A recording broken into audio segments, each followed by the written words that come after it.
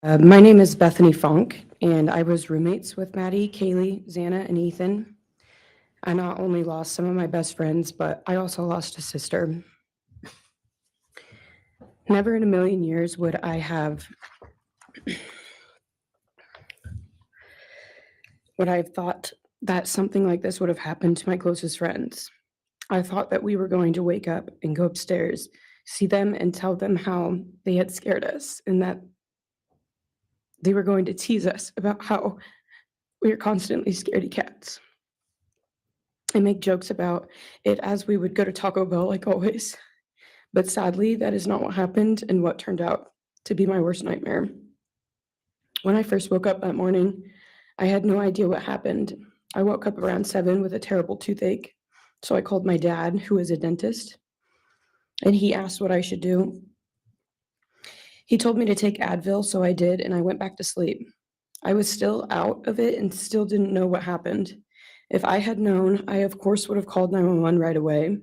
I still carry so much regret and guilt for not knowing what had happened and not calling right away, even though I understand it wouldn't have changed anything, not even if the paramedics had been right outside the door.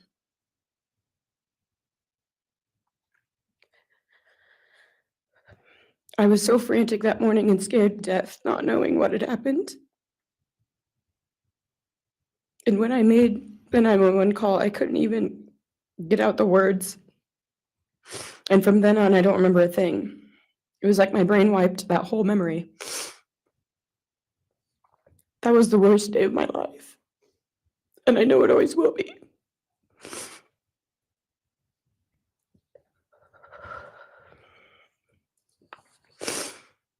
While I was still in shock, trying to process the fact that my friends were truly gone, I had been attacked by the public.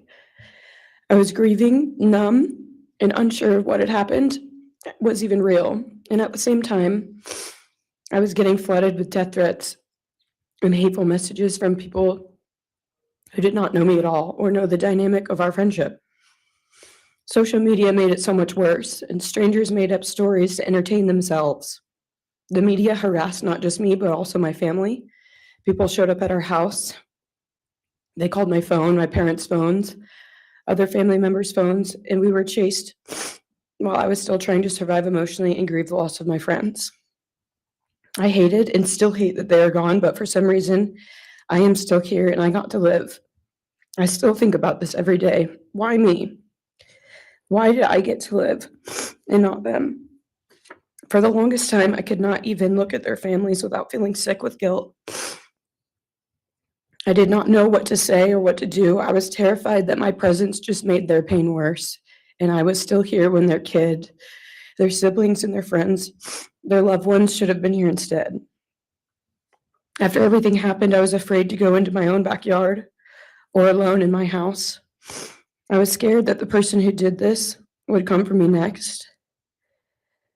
I was always scared that the media would try to catch me at any moment of any day, even when I was just walking around my house. I made my parents close all the blinds during the day so no one could see me even in the slightest chance. I barely left the house, and when I did, I made sure I was never alone. I slept in my parents' room for almost a year. I made them double lock every door, set an alarm, and still check everywhere in the room just in case someone was hiding. And I still check my room every night before, and I double lock it. I have not slept through a single night since this happened. I constantly wake up in panics, terrified. Someone is breaking in, or someone is here to hurt me, or I'm about to lose someone else that I love. The fear never really leaves. For a long time, I could barely get out of bed, but one day I realized I have to live for them. They did not get the chance to keep living, but I do, and I will not take that for granted. So now every day I remind myself to live for them, and everything I do it with them in mind.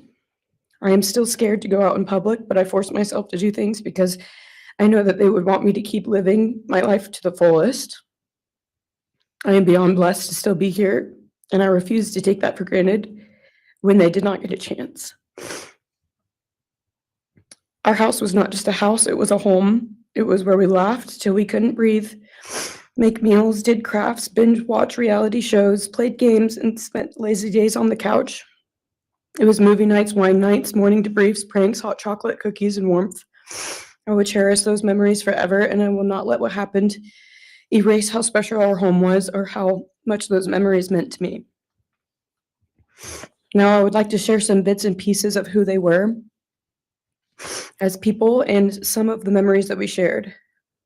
One of my favorite memories was Halloween, and we all went to Sigma Chi.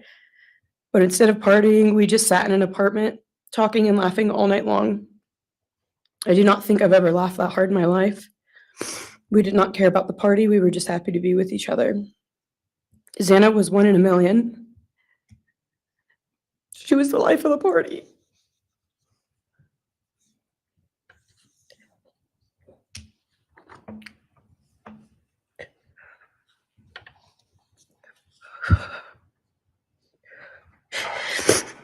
But she was also the kindest and funniest person I knew.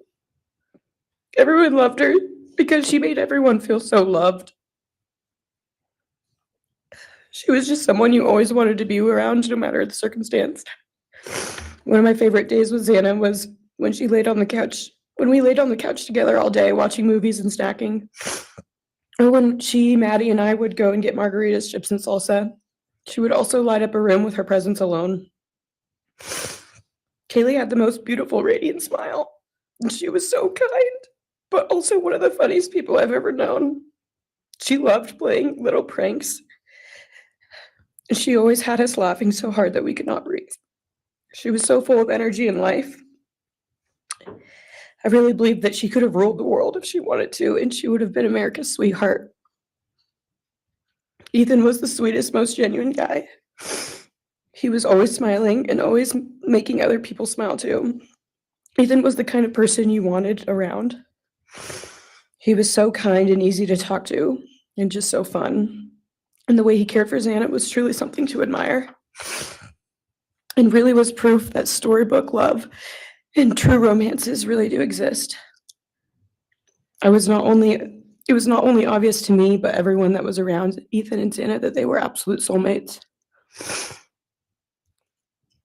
Maddie was not only one of my best friends, but she was the older sister I would have always wanted.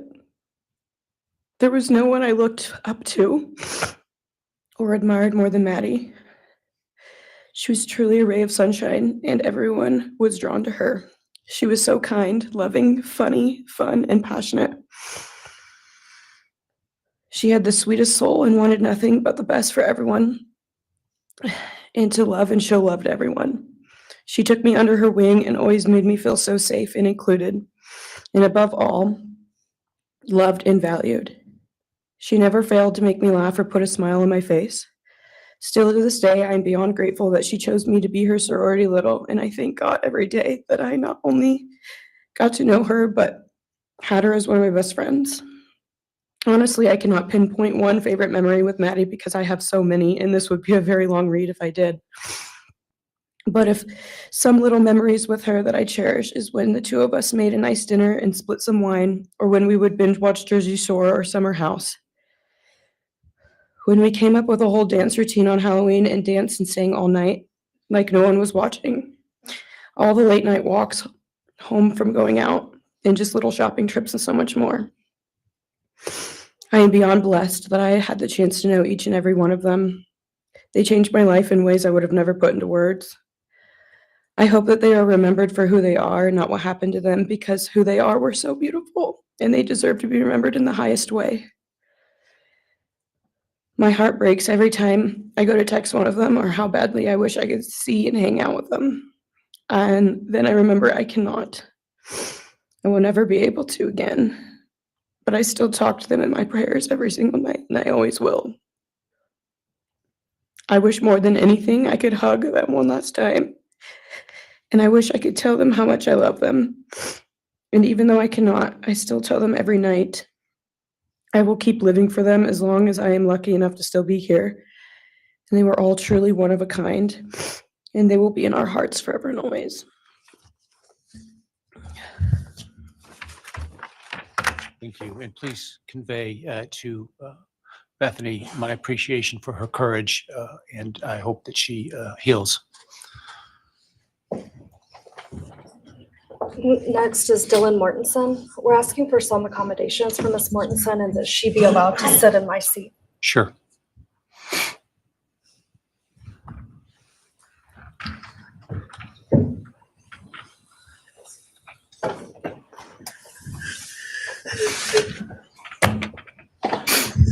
Dylan, just take your time, all right?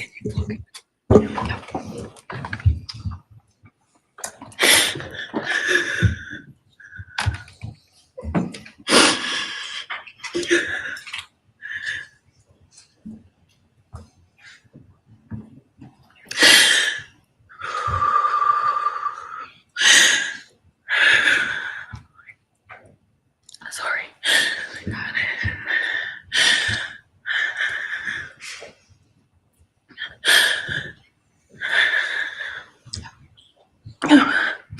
Thank you, Your Honor.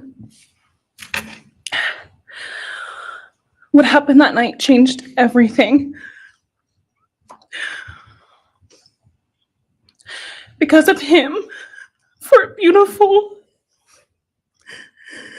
genuine, compassionate people were taken from this world for no reason.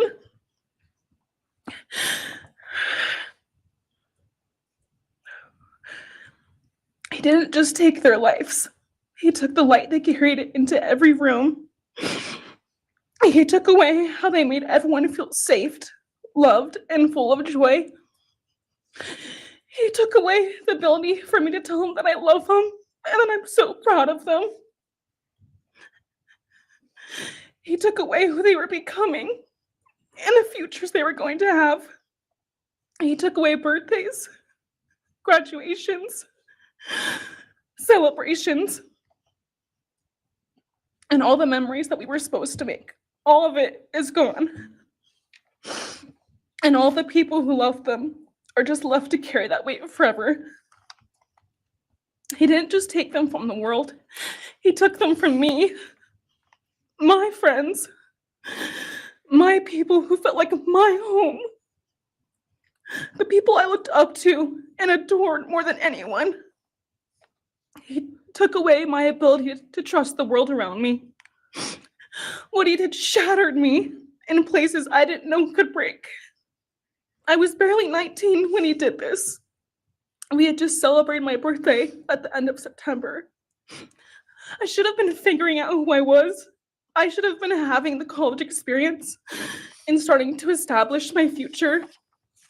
Instead, I was forced to learn how to survive the unimaginable. I couldn't be alone. I had to sleep in my mom's bed because I was too terrified to close my eyes. Terrified that if I blinked, someone might be there. I made escape plans everywhere I went.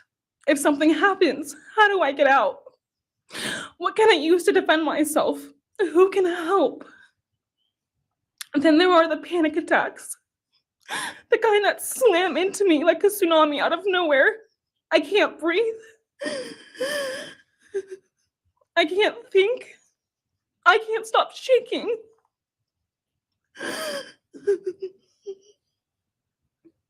All I can do is scream because the emotional pain and the grief is too much to handle.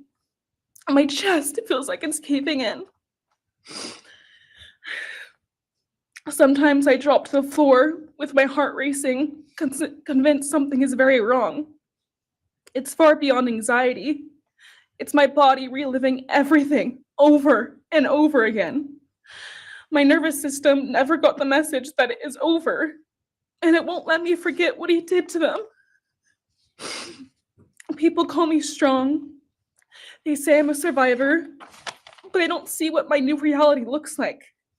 They don't see the hypervigilance, the exhaustion, the way I scan every room I enter, the way I flinch at sudden sounds. They don't know how heavy it is to carry so much pain and still be expected to keep going, and that's because of him. He stole parts of me I may never get back. He took the version of me who didn't constantly ask, what if it happens again?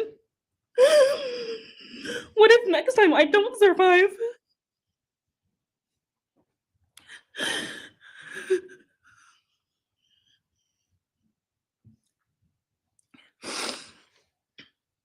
He may have shattered parts of me, but I'm still putting myself back together.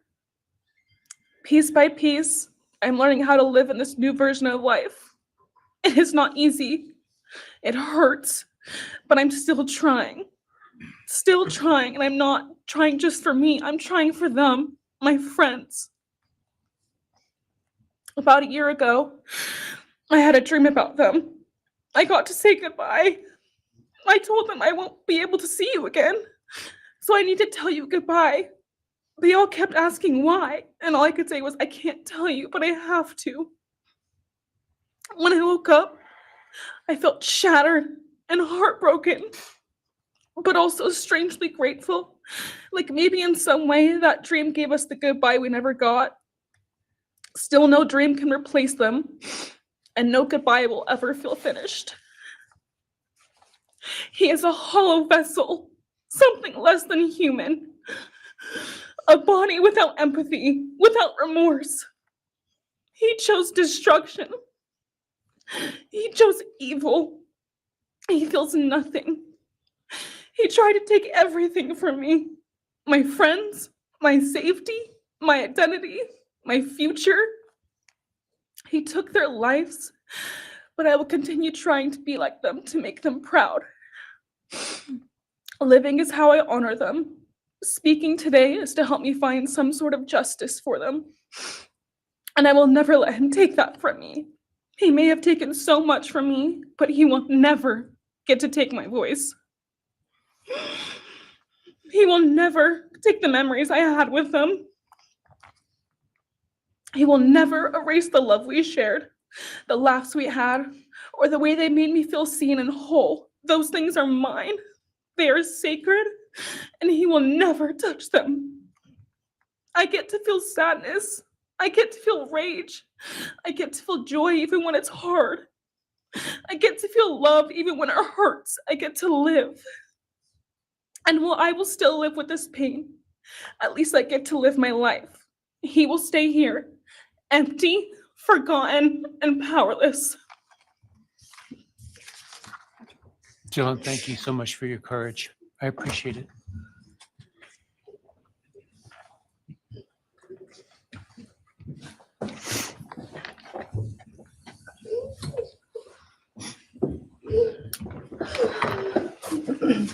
Next, we have members from the Madison Mogen family.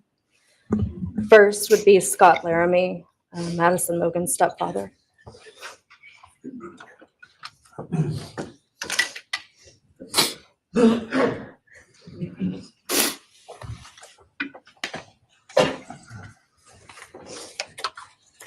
Standing by him is Karen Laramie, Madison's mother. Thank you, Your Honor. My name is Scott Laramie. I'm Maddie Mogen's stepfather and the husband of Maddie's mother, Karen Laramie. I will read this victim impact statement on behalf of Karen and myself. Maddie was our gift of life, our purpose, and our hope. Maddie quickly became Karen's joy, identity, and purpose in life. I joined Maddie's life when she was 2.5 years old. Experience transformed me into a life of joy, love, and family. Maddie was bright, beautiful, kind, empathic.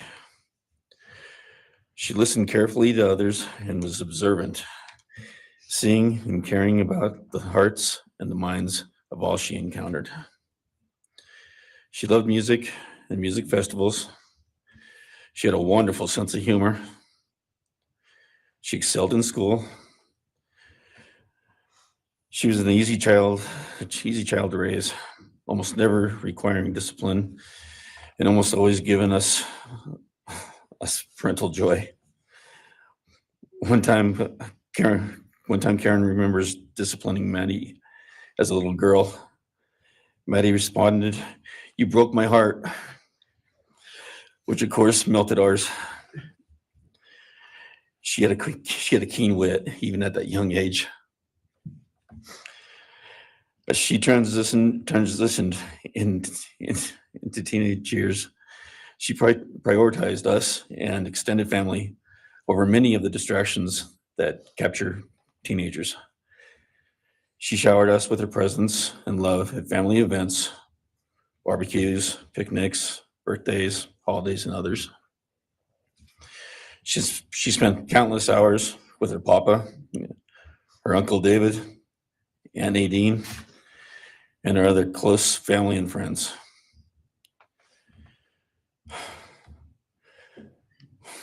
This world was a better place with her in it. As she reached adulthood, Maddie applied her studies to be a marketing professional, entering into an internship at Payne West, and started planning her professional future. As with all things, she involved Karen and myself in the joy of her journey. As she transitioned into womanhood, Karen and I continued to be astounded at this wonderful and accomplished person we had created. All parents dream of their children accomplishing more than them. We realized this dream, all we had not become, she was becoming. Karen and I are ordinary people, but we lived extraordinary lives because we had Maddie. Maddie was taken senselessly and brutally in a sudden act of evil. She was taken along with the young, promising, and bright lives of Kaylee, Xana, and Ethan. First, we felt disbelief. Next, we felt disorientation. Then we felt grief overcome us. Our grief is compounded even more for the Gonzalez, Kernodle, and Chapin families. We speak of hope and healing, and we do have hope and some healing. But the vast emotional wound will never fully heal. Since Maddie's loss, there's emptiness in our hearts, home, and family, an endless void.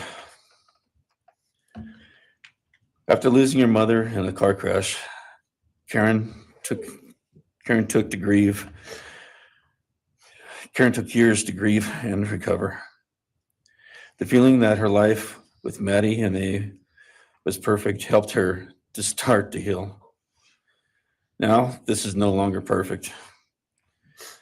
After Maddie's loss, Karen felt like she was spinning out, emotionally collapsing into anxiety and depression. She sometimes asks, "How am I supposed to go on when I've lost my favorite person in the world?" I felt the same, and we continue to struggle. The loss of Maddie has impacted so many beyond our family. Her second family is her sorority sisters who grieve alongside us. She has so many close friends who suffer from her loss. We will continue to be her loss will continue to be felt by the Vandal community, including Vandal Solutions on campus, where she volunteered her time for others.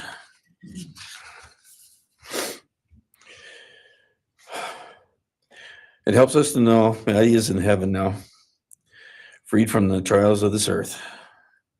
We, however, continue to live on without the grace and support of her presence. We will grow old without our only child, our bright, beautiful friend and daughter. In the end, there are no words that can accurately capture the devastation of losing Maddie. We will endure and we will go on. For Maddie, we will not let our grief consume us. For Maddie, we will continue to love and care for our family and friends, including the families of Kaylee, Santa, and Ethan. We will remain united with them. We can only hope that others out there suffering similar losses can look to us and see that we can overcome hatred, darkness, and evil. We know the law allows us to comment on the defendant and the sentence. As for a sentence, we support the plea agreement. Society needs to be protected against this evil. As for the defendant, we will not waste the words, nor will we fall into hatred and bitterness. Evil has many faces, and we now know this, but evil does not deserve our time and attention. We are done being victims. We are taking back our lives. We will turn our time, talents, and attention to hope, healing, and helping others and to the future. We invite all those who have suffered with us on this to join us in our journey. We can make this world a better place. We can move on from tragedy. Adversity will visit us, evil will visit us, but we will overcome. We can and will endure. Karen and I express our gratitude to Your Honor and to the prosecution team for allowing us the opportunity to make this statement. Thank you. Thank you so much for your courage, and I am so sorry for your loss. God bless Your you. Honor.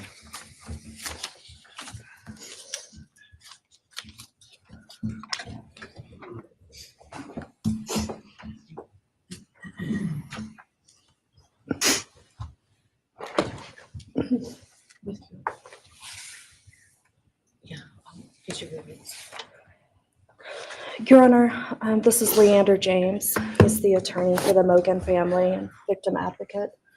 He'll be reading a statement for Karen Laramie. May it please the court, counsel. My name is Leander James. I am the pro bono counsel for Karen and Scott Laramie. Karen has asked me to read this statement into the record. I thank my husband, Scott, for his statement, his courage, and his unending love and support during this dark time. While words are inadequate to capture the impact of this horrific crime on our family, he expressed it as best anyone could.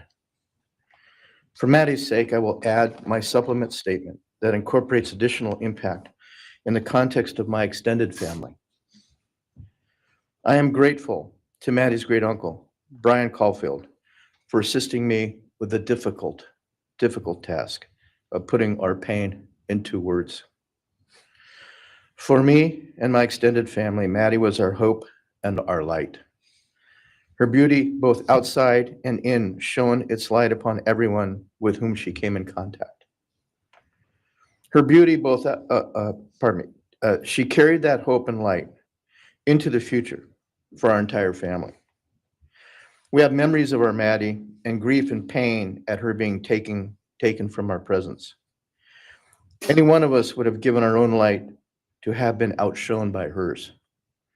We now look to our Creator to know that her light continues where we look to see her in His presence. Those who commit evil for their own twisted gains and purposes truly defile the efforts and sacrifices of mothers, fathers, families, teachers, clergy, public servants, service members, and all those who commit themselves to the greater good, freedoms, and the future light of our nation. Condemnation falls heavily upon those who squandered the lives of our future hopes and dreams. Some may offer forgiveness for what the defendant has done. However, we cannot at this time, or perhaps ever, nor will we ask for mercy for what he has done. His acts are too heinous. The agony and grief he has caused, too great. But we will waste no further words or thoughts on him. For Maddie's sake, we will move on. We will do our best to carry Maddie's light into this world and make it a better place. I thank the court and the prosecution for allowing me the opportunity to make my statement. And I thank all those who have and will support my family and the families of Kaylee, Xana, and Ethan. Thank you. Thank you. Thank you, Mrs. Larmy. Appreciate it.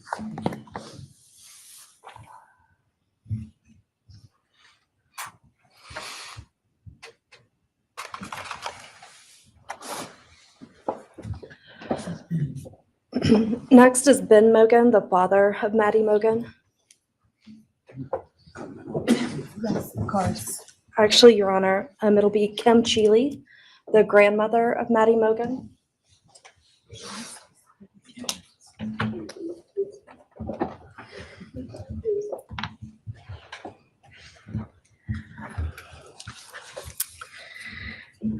My name is Kim Cheeley.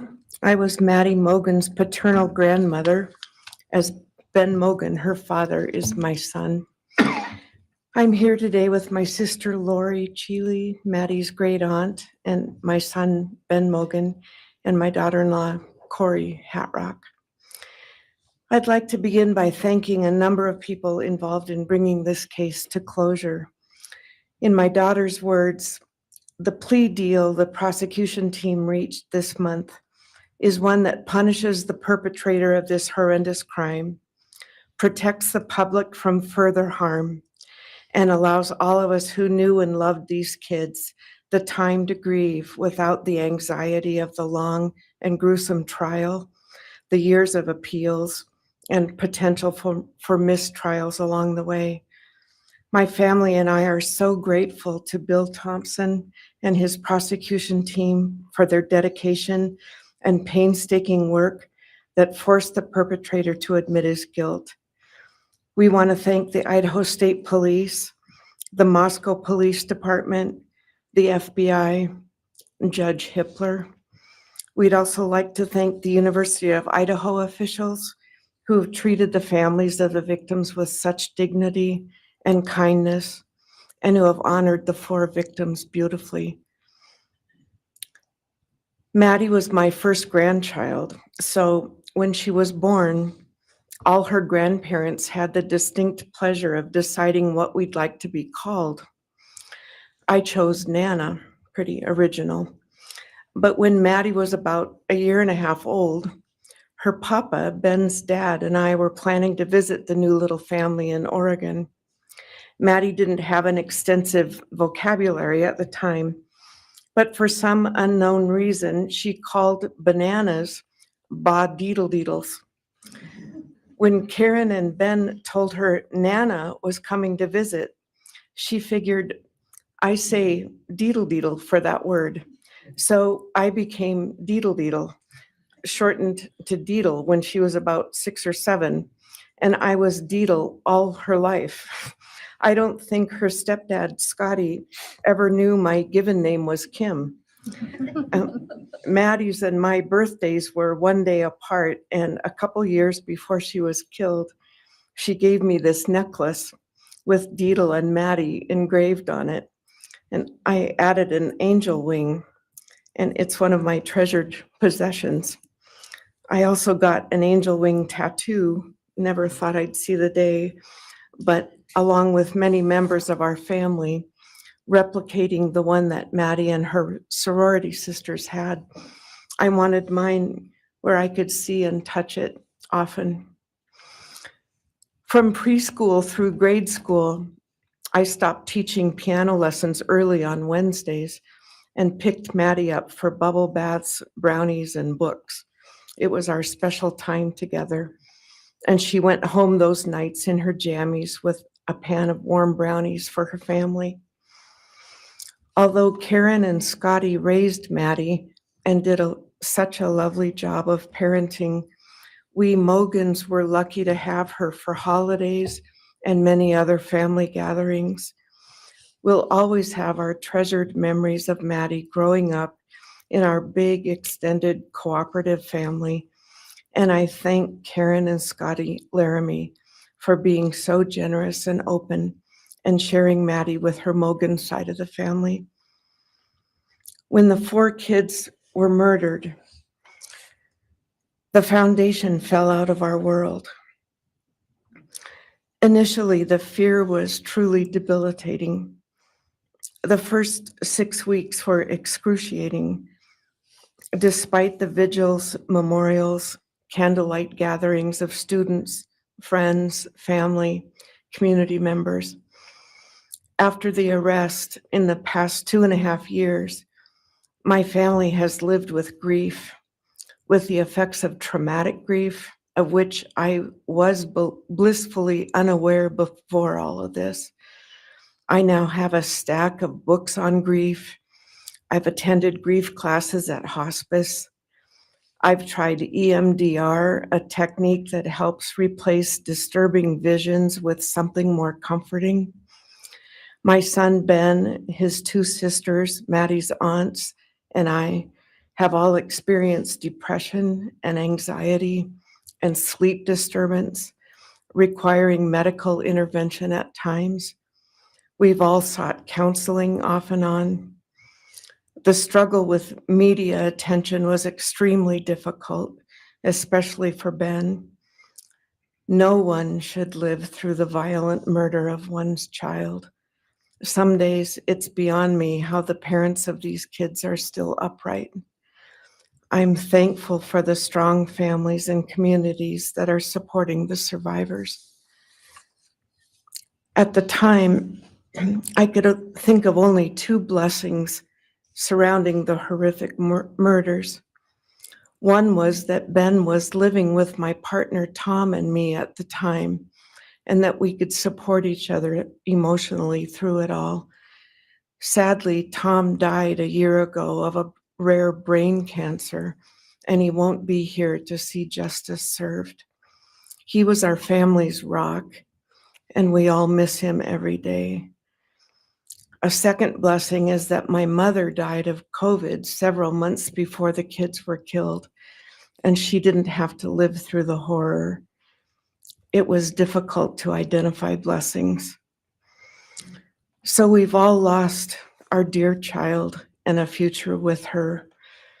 I ache for the loss of the dreams that she and her true love, Jake, held.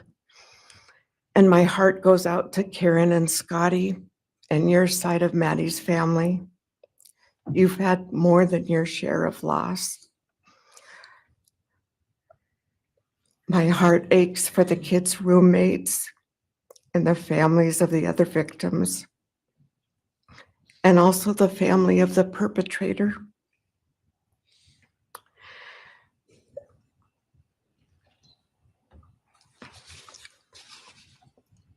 Going forward, we Mogens are choosing to put our energy and focus into honoring Maddie's too short life and sweet spirit by celebrating Maddie May Day, which my 2 daughters established. On May 25th each year, Maddie's birthday, we encourage folks to do random acts of kindness in Maddie's name. In my daughter Katie's words, may we all protect our peace in whatever way possible, unite in community, and focus on joy. Please do an act in kindness in Maddie's honor during this week, so a glimmer of Maddie's light may live on. Thank you. Thank you, and appreciate your courage, and bless you and your family. Thank you.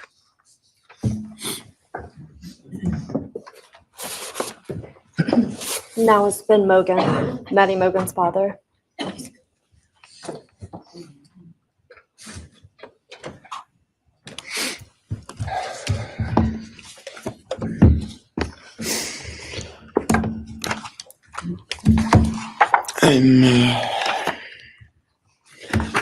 Benjamin Mogen. I'm Maddie's dad.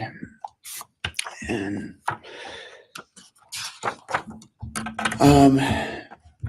first, I just want to say thanks to all the people that helped bring this all to a close. I know it's not the resolution that everyone,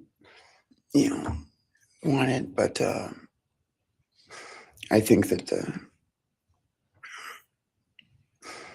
that everyone worked so hard, and we really appreciate all their efforts. It was such a hard thing to go through for everybody.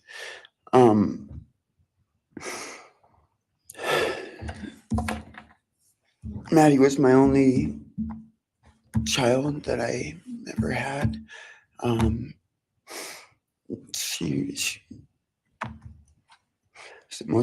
the only great thing I ever really did, and the only thing I was really ever proud of. And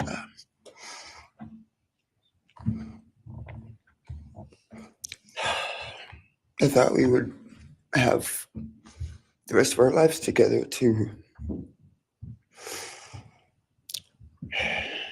be together and know each other, and I took for granted the times she was in college, and I thought, oh well, we'll have the rest of our lives to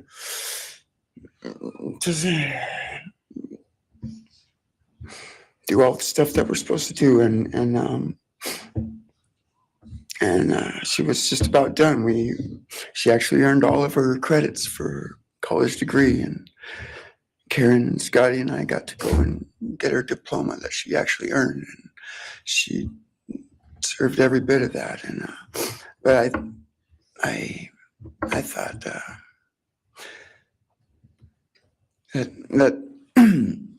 that was going to be just the beginning of a long life together, and we never got that. Karen and Scotty did such a great job raising her after Karen and I split up, and I'm so thankful for Scotty and the role that he played in her life when I wasn't able to. But we got to spend a lot of great times together, Maddie and I. She was my favorite person to go to a concert with.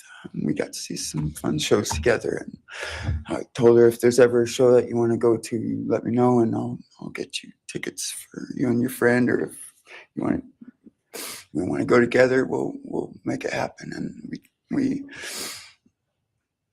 my favorite memory with her was when the Mac Miller show sold out here in Spokane, and everyone wanted tickets, no one could get them, and they, on the last day before the show, they did a radio thing, and I got 4 meet and greet tickets for Maddie and her friends and me to go and see the show, and that was her favorite artist at the time, was Mac Miller, and he's gone now too, and my little cousin Zach drove us all there that night, and he's gone too, tragically. And anyway, the last thing that she ever wrote to me was this Father's Day card, and I'm so glad I still have it. I'm just going to read what she said. It says, "Happy Father's Day. I hope you have the best day. I can't wait till we can hang out again soon. I'll be in Coeur d'Alene, 624 to 74. Hopefully we can find a time then. I loved your birthday card that you sent me, by the way. Maybe we can see a concert sometime soon. I'd love to see the gorge when it's not so smoky out. I hope you're doing well. I'm proud of how far you've come. Thank you for always encouraging me to do my best. Love you lots and lots. Love, Maddie May." She did encourage me to not just to do my best, but to live on. I went through a lot of issues with addiction and with substance abuse, and when I wasn't wanting to live anymore, she was what would keep me from just not caring anymore, and knowing that she was out there and that she was just such a beautiful person kept me alive a lot of rough moments, and I'm so glad that she was able to meet Jake. He was the only one that actually ever got to take her to the gorge. They went and saw Watershed together, and yeah, they had a heck of a time. I'm so glad she got to. That's a really special place for me, and she always wanted to work out there with me in the summer sometime. She never got to, but at least she got to see it once with Jake. He was such a great guy. He is such a great guy. And I really wanted to see what a future with them would have looked like. I'll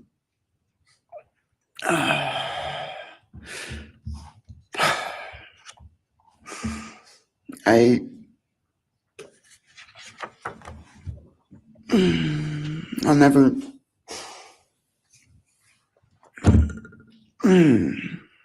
be able to replace her. I wrote a bunch of stuff. I just don't know what to say right now. I just miss her so much, and I just love her more than anything. And it shouldn't have happened. And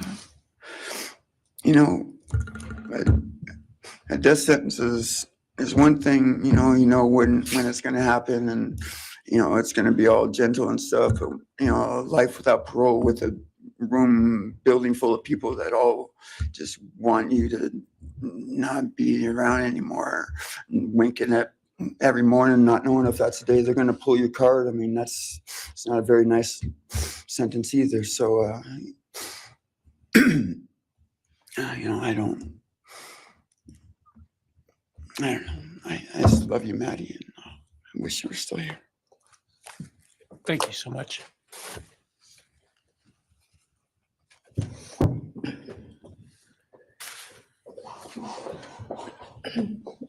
Your Honor, next would be members from the Kaylee Gonzalez family. First will be her father, Steve Gonzalez.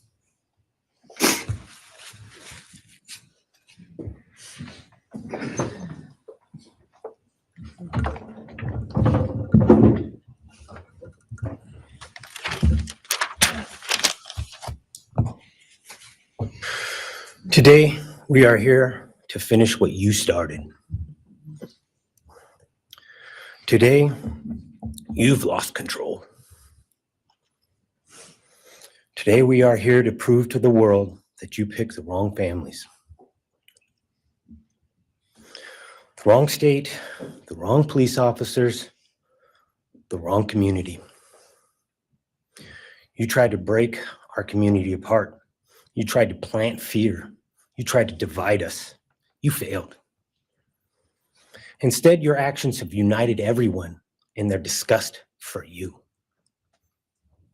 I just learned from these lead investigators, to their shock, they worked in an investigation and actually worked with Pennsylvania police officers and the federal FBI. You united everyone. Everyone was united after you. None of us are divided. We are united in our disgust and our love for these children. Today, you have no name. Because when this all started, we all came together and we said, let's stop even talking about his name and just use initials. So even the media just calls you BK. That's all you are. Looking back when the police officers knocked on my door, told me what happened to my child, told me what happened to Maddie Mae, I don't think he was even out of the driveway before my kids turned around, looked at me and said, what do we do, Dad? I told them, you get to work. You get your ass to work. And we started calling, we started texting, we started emailing. And you know what? Within hours, we had your white car on the camera. We knew from the very beginning we had you. Police officers tell us within minutes, They had your DNA, like a calling card. You were that careless, that foolish, that stupid. Master degree, you're a joke, complete joke. But we took this disaster and we did what we could. We put everything online. We took our kids, we took our images, we took everything that they did, their videos, their photos, the girls' pranks, Ethan singing. We put it out there, we shared it with the world. And the world united. And all they ended up, when they talked about this case, is they talked about Kaylee Jade, Maddie Mae, Xana, and Ethan. Everything what these people meant to us, a father, a mother, a brother, a sister, we shared that with our community. Then we shared it with our state. We shared it with the country, and eventually we shared it with the world. The world's watching because of the kids, not because of you. Nobody cares about you. You're not worth the time, the effort to be remembered. In time, you will be nothing but two initials forgotten to the wind. No visitors, nothing more than initials on an otherwise unmarked tombstone. From this moment, we've all started. From this moment, we will forget you. We want to all leave in closing. One last thing. You picked the wrong family, and we're laughing at you on your trip to the pen. That will be today or tomorrow. I'll close with, God bless all the men and women that worked on this case and all the hard work that you guys did.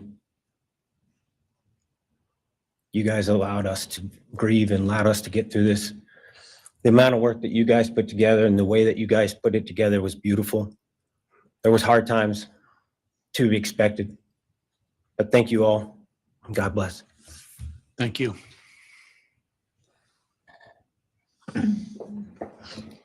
Your Honor, next is Stephen Gonzalez, Kaylee's brother.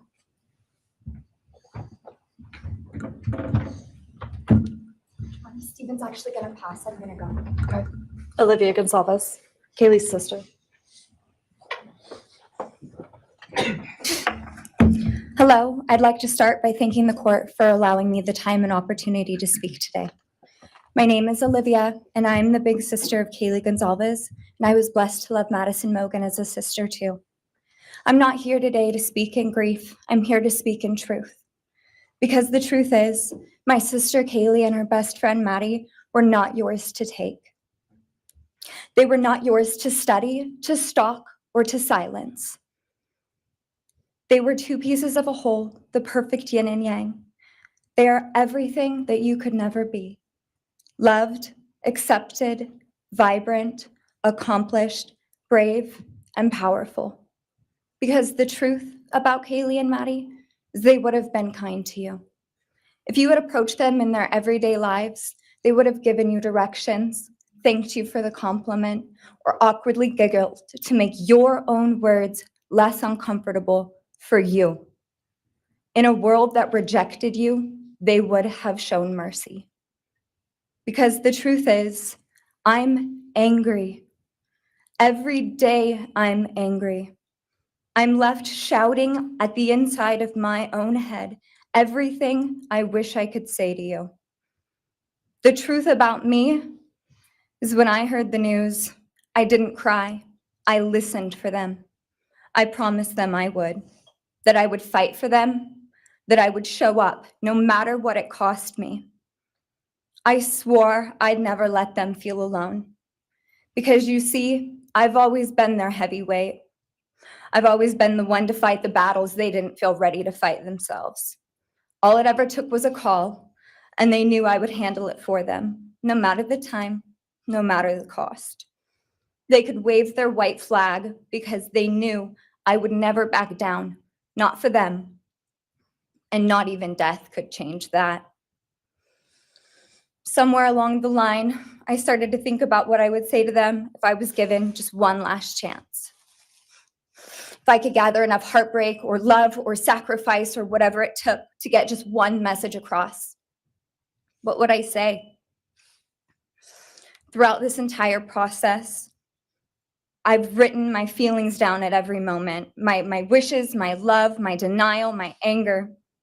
And as one final act of love, I'd planned to read these thoughts, even jarring and discombobulating and not even making sense. Because for me, that was true love. As bare and as naked as it could be, not laced in pretty words or dressed for the occasion, but written through bleary eyes at 2 a.m. with clenched fists, angry at this reality. My true final act of love was to continue on without them, for them. That dream to read aloud my love to them, to bring meaning through pain, was the latest blow in realizing you don't deserve it. And Kaylee and Maddie don't need it. Kaylee and Maddie have always known my love, and they would never ask me to prove it by further victimizing myself to a defendant who has shown no guilt, no remorse, no apprehension. They would say to me, "Why would you give the satisfaction of showing vulnerability now? You promised you would never back down." And for that clarity, I'm thankful. I won't stand here and give you what you want. I won't offer you tears. I won't offer you trembling. Disappointments like you thrive on pain, on fear, and on the illusion of power. And I won't feed your beast. Instead, I will call you what you are: sociopath, psychopath, murderer. I will ask the questions that reverberate violently in my own head, so loudly that I can't think straight most any day. Some of these might be familiar, so sit up straight when I talk to you. How was your life right before you murdered my sisters? Did you prepare for the crime before leaving your apartment? Please detail what you were thinking and feeling at this time. Why did you choose my sisters? Before making your move, did you approach my sisters? Detail what you were thinking and feeling. Before leaving their home, is there anything else you did? How does it feel to know the only thing you failed more miserably at than being a murderer is trying to be a rapper? Did you recently start shaving or manually pulling out your eyebrows? Why November 13th? Did you truly think your Amazon purchase was untraceable because you used a gift card? How do you find it enjoyable to stargaze with such a severe case of visual snow? Where is the murder weapon, the clothes you wore that night? What did you bring into the house with you? What was the second weapon you used on Kaylee? What were Kaylee's last words? Please describe in detail the level of anxiety you must have felt when you heard the Bearcat pull up to your family home on December 30th, 2022. Which do you regret more? Returning to the crime scene 5 hours later, or never, ever going back to Moscow, not even once, after stalking them there for months? If you were really smart, do you think you'd be here right now? What's it like needing this much attention just to feel real? You're terrified of being ordinary, aren't you? Do you feel anything at all? Or are you exactly what you always feared? Nothing. If you're so powerful, then why are you still hiding, defendant? You see, I'm here today as me.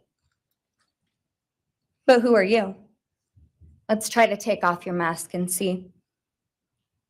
You didn't create devastation. You revealed it in yourself.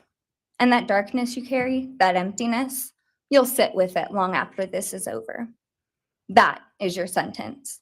And it was written on the wall long before you ever pled guilty. You didn't win. You just exposed yourself as the coward you are. You're a delusional, pathetic, hypochondriac loser who thought you were so much smarter than everybody else. Constantly scolding, turning your nose up to grammar mistakes, nitpicking and criticizing others.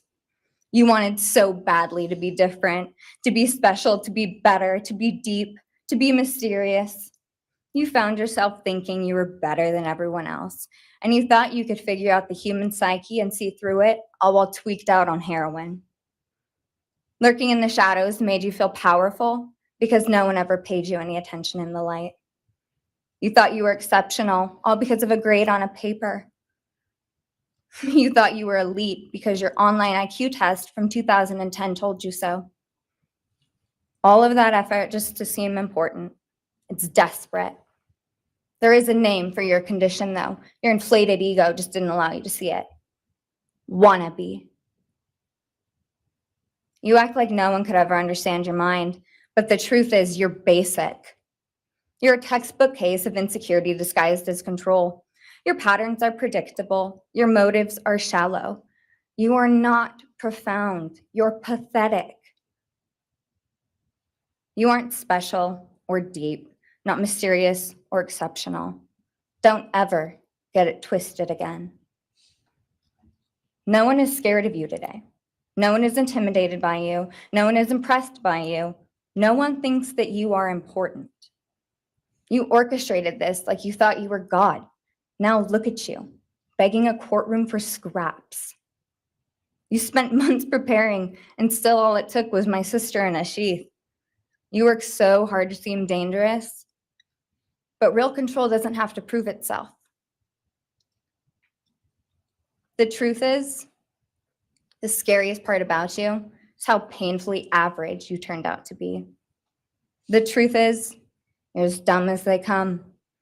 Stupid, clumsy, slow, sloppy, weak, dirty. Let me be very clear. Don't ever try to convince yourself you mattered just because someone finally said your name out loud. I see through you. You want the truth? Here's the one you'll hate the most. If you hadn't attacked them in their sleep, in the middle of the night, like a pedophile, Kaylee would have kicked your fucking ass. Thank you. Thank you.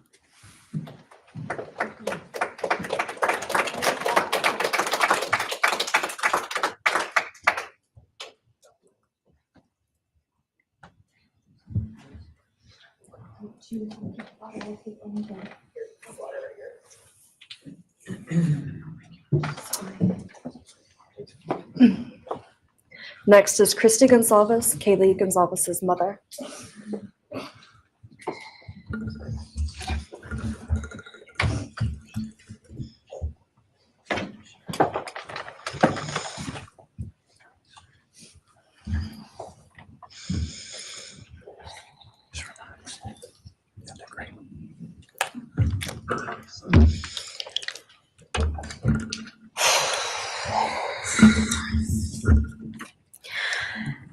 Thank you, Your Honor. I never imagined having to speak to someone so devoid of humanity. For a long time, I didn't think I'd find the words low enough to meet you where you are. But now I realize this isn't about you. It's about what you've done to me, and I need you to hear it. When you murdered my daughter, Kaylee J. Gonzalez, you didn't just take her life, you shattered others. You attacked what you could never be, and in doing so, you left a trail of devastation far beyond that house. You stole my peace. You've altered my every waking moment, every sleepless night, the way I view the world, people, safety, trust. It's all been changed by your cruelty. I no longer recognize parts of myself. Joy is harder to find. Laughter feels foreign. The world moves forward, but I'm suspended in a place of sorrow and rage. You've taken from me something that can never be restored. The grief sits with me every day, some days quietly, and other days so loud it drowns out everything else. The emotional toll you've inflicted on me is immeasurable. I live with a constant ache, with birthdays that are now memorials, with holidays that feel hollow, with empty chairs that scream louder than words ever could. I am forever changed. But for you, as a person working on a PhD in criminal justice, you really didn't think this one through. You're not that good. In fact, you're not that good at anything.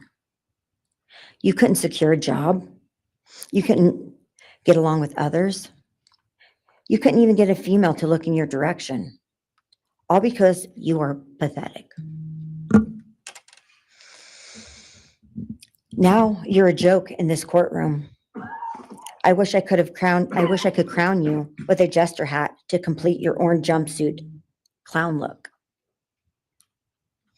A dead killer doesn't kill again. So while I'm disappointed the firing squad won't get to take their shots at you, I'm confident that the men in prison will have their way with you in more ways than one. You will finally get what you wanted, physical touch. Just probably not how you were expecting it. See, you haven't beat the system. You've simply entered a new one, where the rules are cruel and the consequences will never end.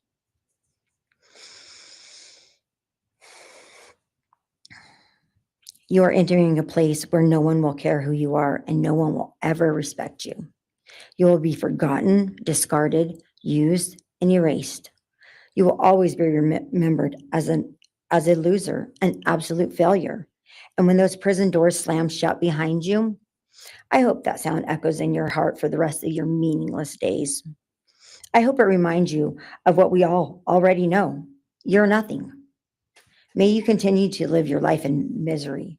You are officially the property of the state of Idaho, where your fellow inmates are anxiously awaiting your arrival. But it's okay, because they're there to help you. Hell will be waiting. Quick message from our youngest daughter. Aubrey wanted to say, you may have received A's in high school and college, but you're going to be getting big D's in prison. Thank you.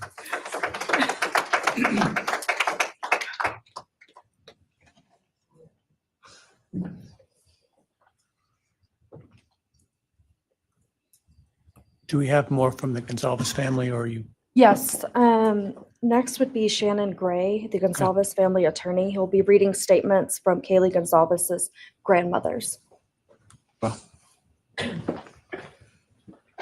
Morning, Your Honor. Shannon Gray, the attorney for the Gonzalez family. I actually have 3 statements, one from her aunt and 2 from her grandparents. This is from her aunt, Tammy Butts.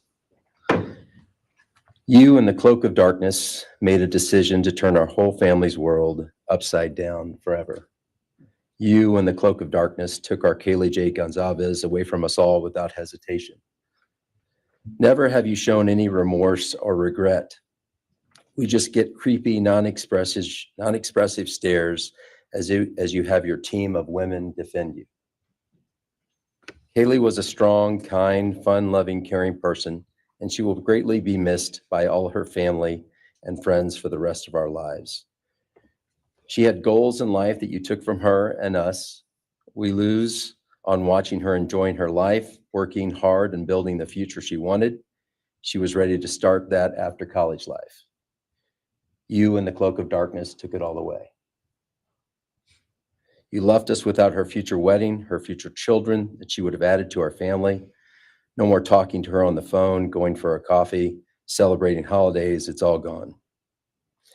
You, in the cloak of darkness, gave each and every one of Kaylee's family members their own lifetime sentence.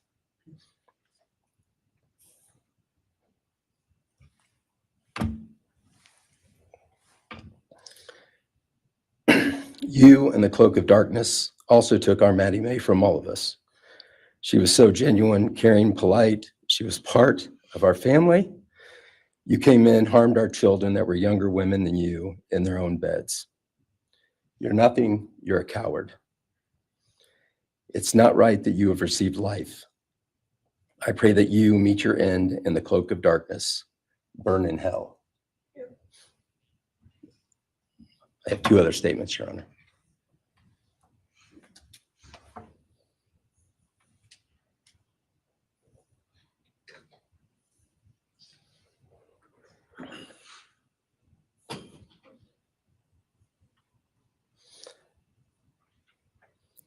This is Linda Lucan's statement. This is Kaylee's grandmother. I really don't know how to address something so inhumane, but I will try. Nothing in the past 2.5 years has made any sense.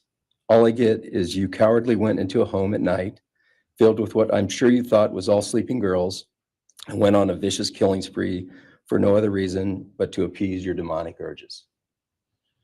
You took my granddaughter Kaylee from us, plus 3 other beautiful lives. You took my granddaughter Kaylee, beautiful, sweet-souled, doll-faced Kaylee, who was getting ready to start her amazing life, who had such a bright future, who was loved by so many, who you were so envious of. She had a life you could never have. You are so beyond human. You're definitely a demon from hell. I truly wish your punishment would be the same death you inflicted on our kids. But I think you will meet some new friends in prison who will be there just to help you. Thumbs up.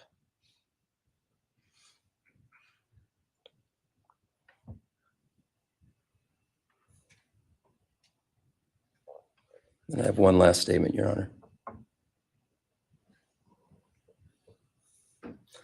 This is from Cheryl Gonzalez, Kaylee's other grandmother. John 1:5 says, light shines in the darkness, and the darkness overcomes it not. Somewhere in your life, some jealousy, envy, ego, something went dark. It pushed out all light until you became dark and evil. And when you saw my granddaughter and her friends, their light, because they have such a light, you couldn't stand it. Because the darkness in you could not stand the light in them. And so you decided to destroy it. Cowardly, you walked into their rooms in the dark and took their lives, hoping to get rid of your darkness. But you didn't. You failed. Because you know what was once a light shown only to their friends, families, and loved ones is now all over the world. Everyone sees it. Their smile, their beauty, their plans, everything they were and had.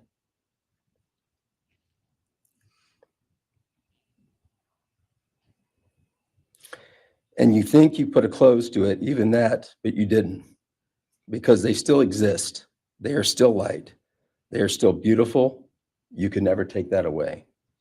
They will always be in the light of all eternity. And you will be in the darkness because you could not overcome it. You failed. I want you to be gone, more than gone. I want you to be cast out. Cast out from my life, from my family, from this earth. I will not allow your hatred to penetrate into my own soul. You did not get that power. You are evil, and in the end, evil is eradicated. You didn't take Kaylee's light, you spread it into the world. Thank you, Your Honor. Thank you.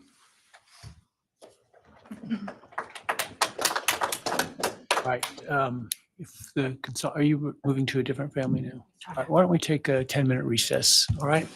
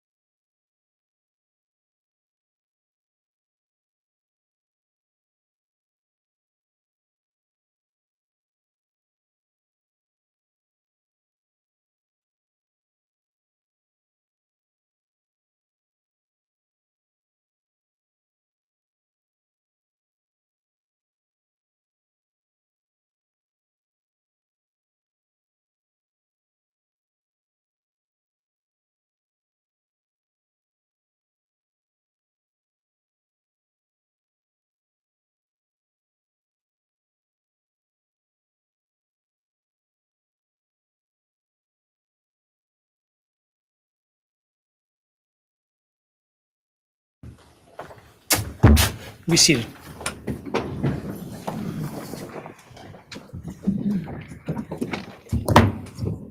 All right, Ms. Jennings. Thank you, Your Honor. The next family is the family of Xana Kernodle. And first would be Jasmine Kernodle, Xana's sister.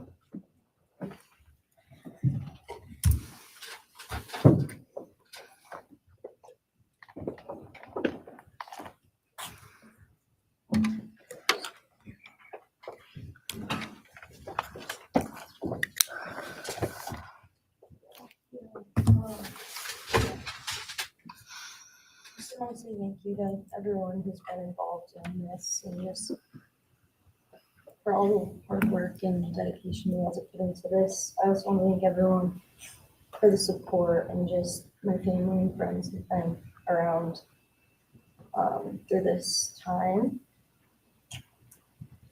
I went back and forth on whether to speak today because the truth is you don't deserve power over my feelings, my words, or me. Thank you. In the end, I realized this moment isn't about you. It's about justice for Xana, Ethan, Kaylee, and Maddie. It's about honoring the beautiful people they were and still are in God's eyes. On November 13th, 2022, piece of my heart was ripped away. There's no way to ever fully describe the weight of losing my sister, my best friend. No sentence or punishment will ever come close to the justice Xana, Ethan, Kaylee, and Maddie deserve. Xana was everyone's best friend. She was kind, she was funny. She was a gift to each person she was able to make an impact on. Xana was someone I turned to when I needed direction or advice. Although I am her older sister, I often found myself looking up to her. She had a radiant energy that everyone loved, and she always knew the right way to approach a problem. She knew how precious and special life was, and she truly did live every day to the fullest. Yet her story was cut short by an act of evil. I believe in a God whose justice is not bound by this courtroom. I find peace knowing that judgment ultimately belongs to Him. For your sake, I hope one day you feel the full weight of what you did. I hope you take accountability. I hope you truly experience the guilt and you surrender yourself to Jesus Christ. Because no punishment on this earth can ever compare to the isolation and pain of eternal separation from God. Xana deserved more. They all did. But I come here to say this. I am strong. I am brave. I'm a fighter, just like Xana. And you don't get to control how I move forward or what I believe. I walk with the comfort of knowing I will see my sister again. Xana didn't get the future she deserved. She won't be the maid of honor at my wedding, the cool aunt to my future children. I'll never hear her laugh or see her light up a room ever again. But I will carry her with me for the rest of my life. I will live in her honor, fight to be the best kind of woman and someone she's proud of, to make sure the world never forgets who she was. Xana's story doesn't end with what was taken from her. It lives through the love she gave, the people she touched, and the legacy our family will protect. Her light still shines, and her voice will echo louder than this pain. You didn't take that from us, and you never will. Thank you.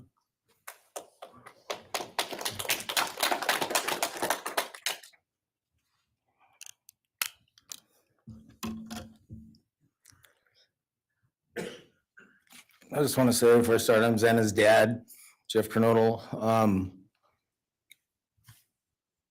It's been a hard road down, because she's gone. And I want to thank everybody, other their families that's speaking so far, spoke about things. I agree with everything they have to say. It all comes back to a lot of the same things that I've had to deal with and we as a family have had to deal with. And that brings me basis of what I'm talking about a little bit is on my way up here, flying up here in the plane, and about halfway through the flight, this little girl is calling out for her dad. Hey, dad, dad, dad. And then in my mind, I was kind of half asleep. It's dark on the plane. I heard Xana calling out for me like she did, back when she was little, 5 years old. And those times were hard. It was chaotic, but we always had something to work toward that was in a positive direction, compared to right now, which is necessarily not as positive as that for sure. I know I miss Xana a lot. My life's been changed, and Xana had a great impact on me. And the impact was when she was gone, I realized how important she was and what she really did for me, influenced me, was way beyond what I ever thought. She'd call me up on the weekends, check on me, see who's with me. She's like accountability to your youngest daughter. And that really made a big difference. It made me really think about things and what it's all about, That's the things that I miss the most, is those calls on the weekends, the calls at 11 at night. What's going on? You want to meet my friend? Whoever she's with, a couple of her friends, I can meet them, talk to them. And she always did that. And it's pretty cool. Pretty cool. I really miss that. And she made a big impact on me, on other people, her family. But the impact that she made is so extensive on what happened here. And it goes so far. People from everywhere in the world, are following things, and Xana has made a difference in their lives. So, countless people told me that they might not even know her. They never knew anything about her. It's what they see, and they just love her and say how they wish she could have been their friend. Could have been their friend, could hung out. And it's like, this is a blessing, this is the little kid was. And definitely was a big blessing in my life. And so is Jasmine. And basically, we worked hard to do the things we did, through the times they were growing up. And through those times, I realized that I wanted both of them to graduate college, and that'd be the ultimate thing for them to do to prepare for the world. Then it came back to me. Xana didn't get to finish college. He had it all figured out. And this all just came back to me when I was there, and that little girl was on the plane doing that. It's like where I was going, what I was going here for. And then I just realized and thought to myself about the wonderful life that she had and we had together. And I still get to have with Jasmine, but that's the part that really counted. It's the part that really counted, is those memories. And those are what I have left, the memories with her and the ones I can make with her, and the life that I can go on with now, which is what she wants. And I say that in present tense because that's what she wants, because I've been told that, I've been countless ways that she's out there and has a way to communicate, which I'm very grateful for.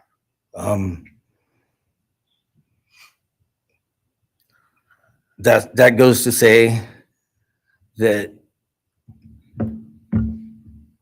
the impact of what happened to them, all 4 kids, goes so much further than just not me, the parents, the families, the community. It goes so far, because a lot of kids, in the colleges, just for an example, they locked their doors now. The door wasn't locked in the back. at Penn State or wherever it was, all the colleges, I know that I've heard they all lock their doors now. So maybe the impact that it's going to make is going to help out and maybe protect some people. Having this outreach and having the influence of what these kids, what happened to these kids did, all I know is I was 7 miles away when it happened, and she wasn't feeling that good. It was 11:30, and I almost went over to Susanna's to say, and I would have been sitting right there in that couch, and you had to deal with me. So they would have had a chance, and I regret that, and I regret not going.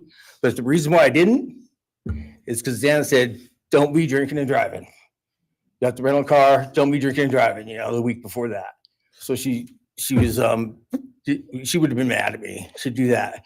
But I really wish I would have drunk and drove, because they would have had a chance, all four of them. At this point, I just have to go on. We're gonna go on with everything and make things better in my life, because that's what it's all about. If I have closure in things, and the part that we miss is Santa, her influence, her smile, the things that she did, and we have the memories left, the great memories, and she just wants us to make more memories and not be sad or upset or shocked or taken for that, and that's what we're gonna do. We just have to. That's all I got. Thank you for your words and your courage, and bless your family.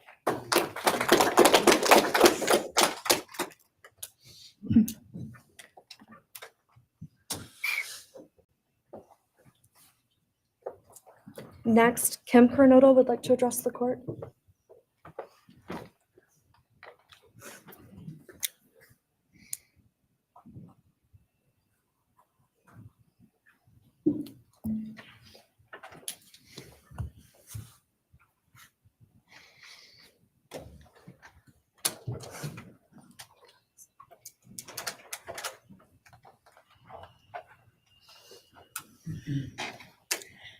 Thank you, Your Honor. My name is Kim Kernodle. I am Xana's aunt. I was very blessed to have her in my life and our family. And I thought I had everything in my head, what I wanted to say, but it kind of went out. And I'm always looking for the positive thing, because evil, hate can destroy people. And that's what it started doing with our family. It created anger with our family members. And then I had to look, because Santa was everything that the media, her friends said. She was that fun, loving, high-spirited, beautiful person. And I no longer get to get my nails done with her, have lunch with her.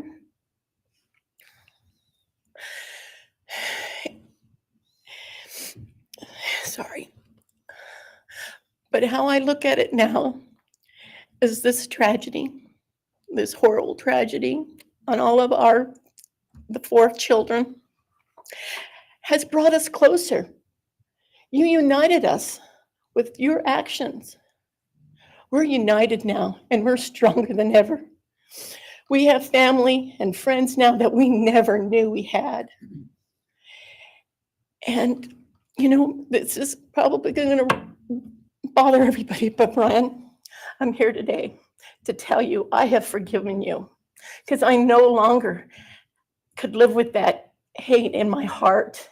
And for me to become a better person, I have forgiven you. And anytime you want to talk and tell me what happened, get my number. I'm here, no judgment, because I do have answers or questions that I want you to answer. And I'm here. I'll be that one that'll listen to you. Okay? Thank you, Your Honor. Thank you very much. My name is Stratton Kernodle, and I'm Xana's uncle, Jeff's brother. Sitting here today, listening to all the stories and feelings and feeling the pain from everybody is a pretty powerful thing. It's each time a statement was read, it sort of would tug into my center core as I felt everybody's anguish. And Xana meant a lot to us, and we loved her very much. But I started thinking about, instead of rehashing everything that everybody else has talked about, I wanted to direct it another direction toward Bryan and what he's done to his family, his parents, his siblings, his friends, his universe.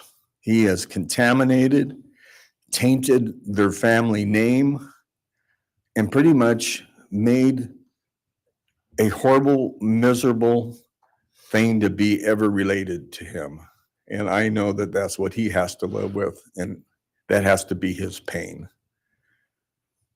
And that's all I have to say. Thank you.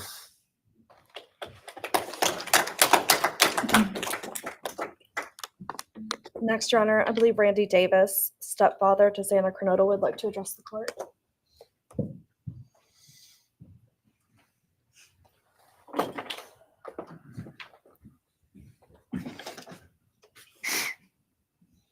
Hi, my name's Randy, stepdad of Xana.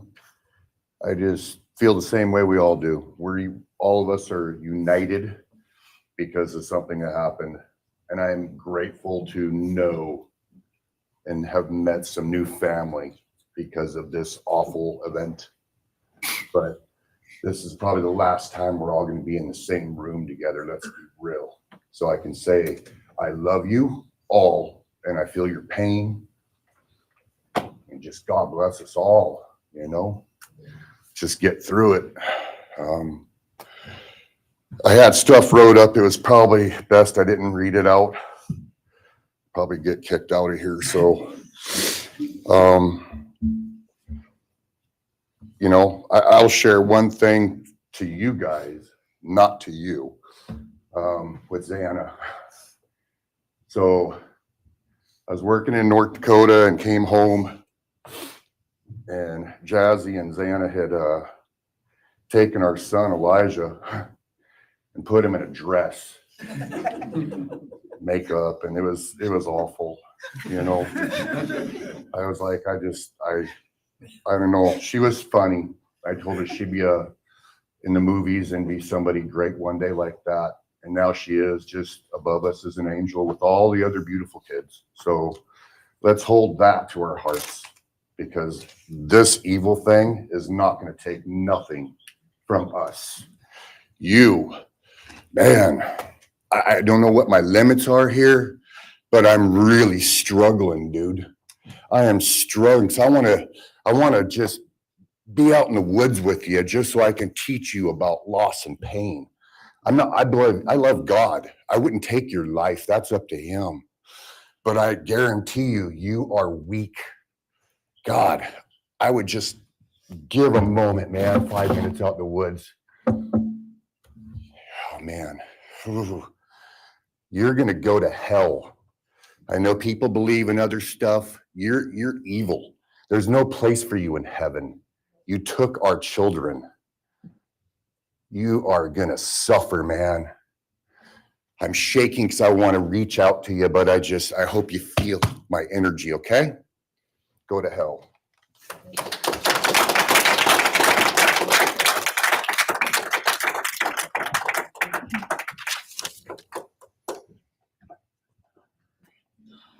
Next is Kara Northington, Xana's mother.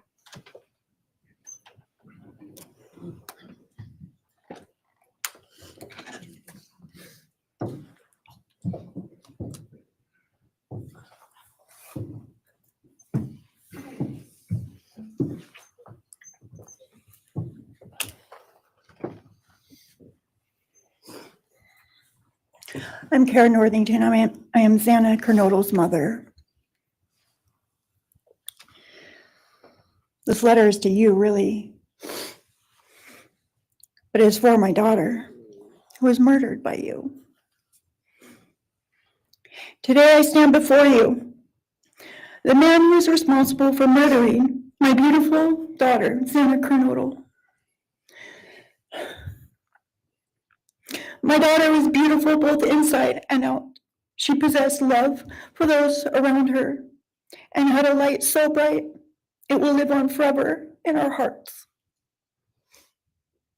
She brought joy and laughter to her friends, her family, and anyone in her presence. Our Lord and Savior, Jesus Christ, now has her in his loving arms in heaven, where she can never be harmed ever again for eternity. Because of her, I came to know my Lord and Savior, Jesus Christ. Because of her, many will come to Christ. It is Christ who lives in me that has given me the strength to forgive you. It was of no power of my own. In return, the Lord has filled me with joy, hope, and peace that surpasses all understanding. Jesus has allowed me to forgive you for murdering my daughter without you even being sorry or asking for this. This is only possible because he who lives in me is greater than any evil in this world. For God hath not given us the spirit of fear, but of power and of love and of a sound mind.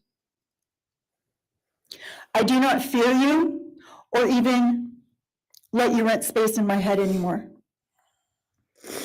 This forgiveness has released me from any and all evil you have inflicted on me and my family.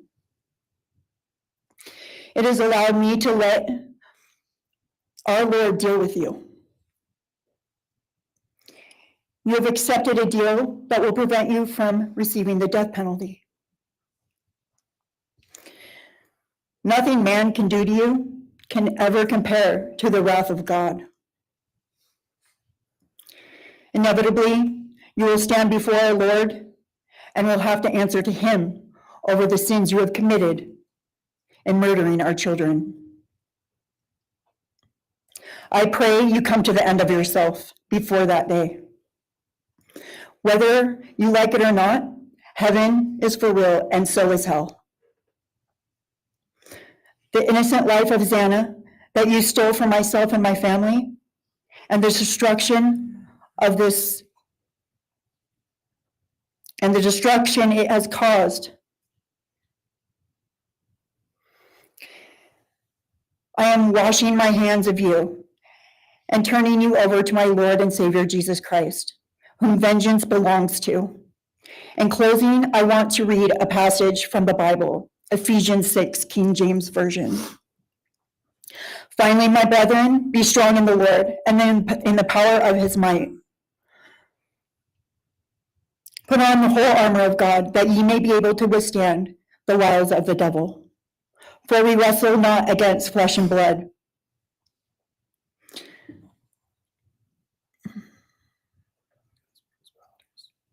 For we wrestle not against flesh and blood, but against principalities, against powers, against the rulers of the darkness of this world, against spiritual wickedness in high places. Wherefore, take unto you the whole armor of God, that ye may be able to withstand in the evil day, that ye may be able to stand in the evil day.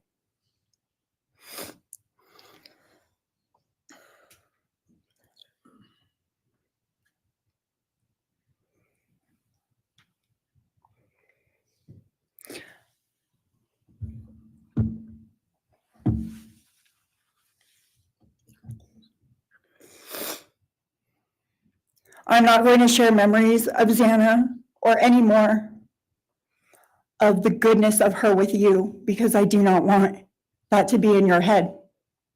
I don't want it to be in your head. You don't deserve that. You don't deserve our good memories that we have. I do pray for you. I pray that you come to the end of yourself. I pray that before this life is over, that you ask our Lord and Savior in your heart and to forgive you. I do pray for that. But after today, I wash my hands of you, and you are no longer a thing. Thank you. Thank you.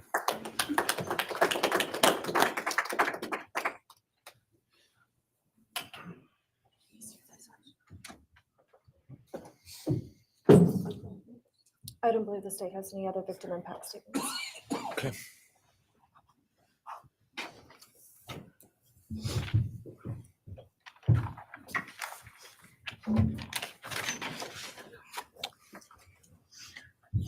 All right, state can argue.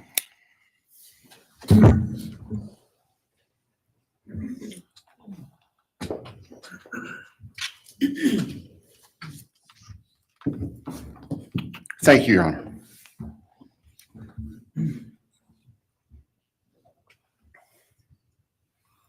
Just as a housekeeping matter to start, there will be the issue of restitution. That is, the documentation is being gathered, and we ask the court would defer that for 30 days so we can present it in an orderly fashion and make sure it's comprehensive for everyone. Any objection to leaving restitution open 60 days? All right. Thank you, Your Honor.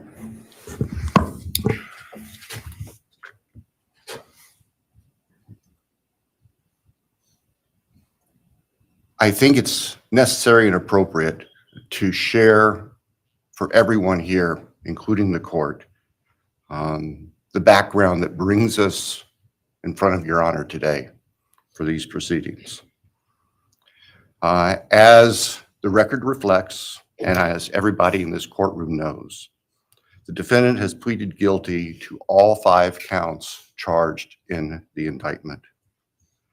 Under oath before Your Honor, he has admitted that the charges against him are true. He has reassured the court that he has not been coerced or threatened to make those admissions. And Your Honor did an extraordinary job in taking the pleas back on July 2nd. We appreciate the court's discipline and insight. The defendant has also waived appeal on the multitude of rulings from this court and Your Honor's predecessor in Latah County on dozens, literally dozens of motions seeking to dismiss the case, seeking to control or limit evidence, seeking to offer evidence that would not be appropriate. And we appreciate the court's consistent rulings based on the law, based on the facts. As Your Honor will recall, on June 18th, it's just really not that long ago, we appeared before this court for arguments on what became the defendant's final motions to this court. Motion where they wanted to offer evidence suggesting that other people were responsible for the defendant's actions, and the motion seeking essentially an indefinite continuance of the trial. It was readily apparent to all of us in the courtroom from Your Honor's comments that those motions were not going to be granted. So we returned to Moscow and continued with what we had been working on for months in preparation for trial.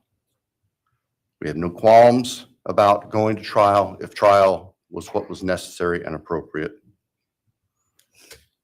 The following week after we were in court, we were approached by the defense with an inquiry about a possible plea. And I can tell the court this is the first suggestion ever that there was any consideration, because indeed the defense had maintained from the beginning that Mr. Kohberger, the defendant, was factually innocent.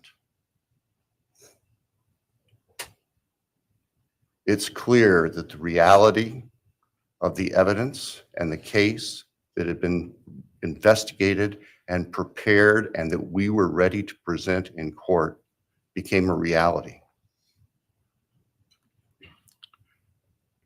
Our reaction, among other things, was to reach out to all of the families. And in fact, later that week, on Thursday and Friday of that last week of June, we met with representatives by teams, virtual meetings, with representatives of all of the families. And we talked about the status of the case, and the upcoming trial and things that related to the trial.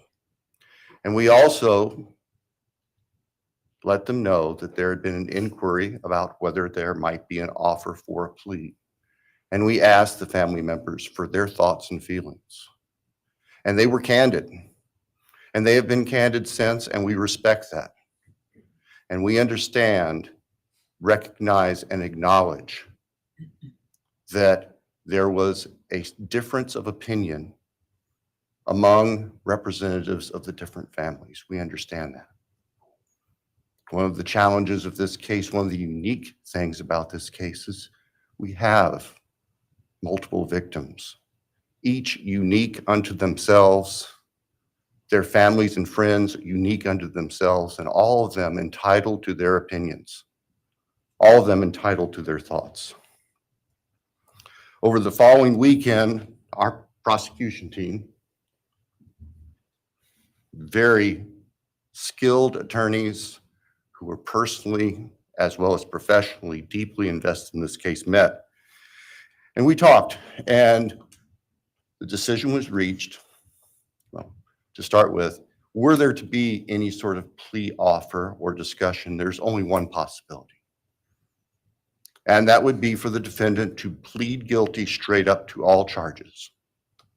There would be no bargaining about counts. There would be no bargaining about reduced sentences. And so we made the proposal to the defense that if the defendant was willing to plead guilty up front to all 5 counts as charged and waive appeal of the court's myriad decisions during the past 2.5+ years on all of these motions that would have consumed years, if not decades, of time in the future.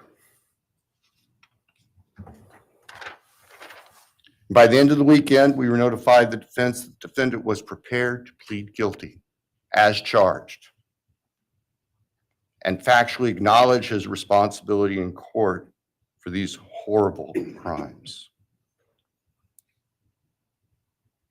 Obviously, those discussions and negotiations were confidential. And as Your Honor noted, I believe that was necessarily so, because if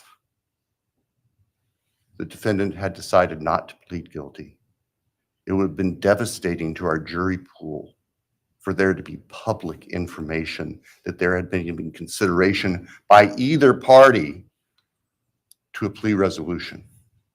And protecting the prospective integrity of a trial after so many years was paramount.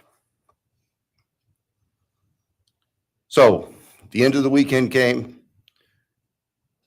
We notified the victims' families of what had occurred.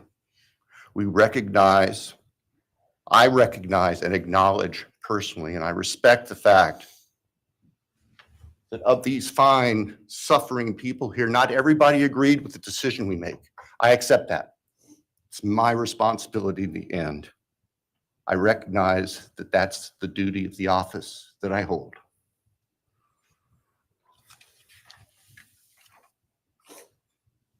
So now, it is time for the judicial system to impose final judgment and close the door on this chapter of these tragedies. As the court is aware, by the agreement of the parties, it is the state's prayer.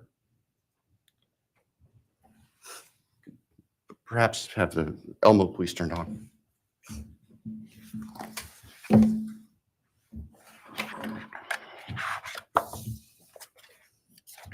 Thank you.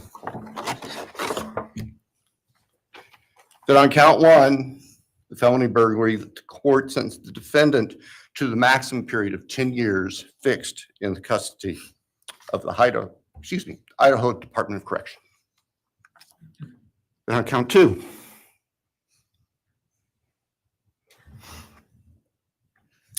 that the court sentenced the defendant to fixed life for the murder of Maddie Mogen. On count 3, that the court sentenced the defendant to fixed life for the murder of Kaylee Gonzalez. On count 4, that the court sentenced the defendant to fixed life for the murder of Xana Kernodle. On count 5, that the court sentenced the defendant to fixed life for the murder of Ethan Chapin. And the state further prays that these sentences be ordered to run consecutively, back to back, not at the same time, to recognize and respect the unique individuality of each of these beautiful young people whose lives were taken brutally and for no reason.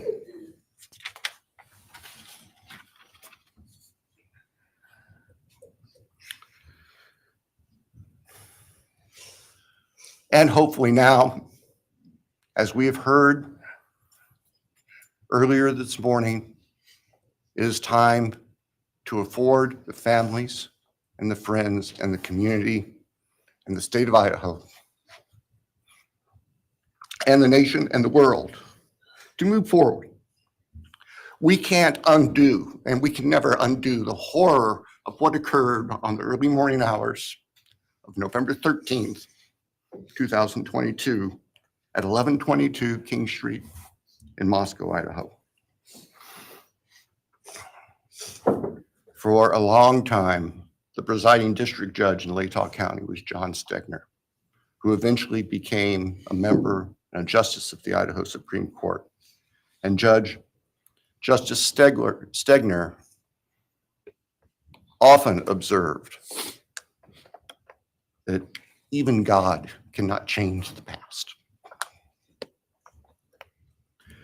But everyone in this room has the ability to take themselves forward.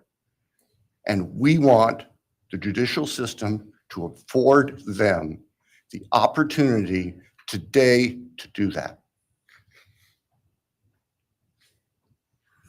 From today forward, our memories should be focused on these innocent victims whose lives were taken, on their families, on their friends, on the community.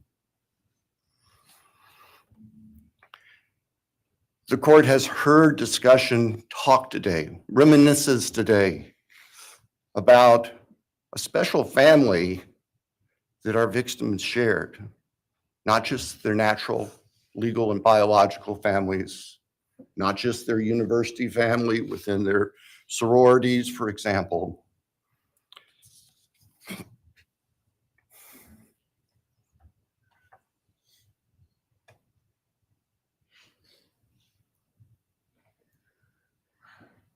But this family.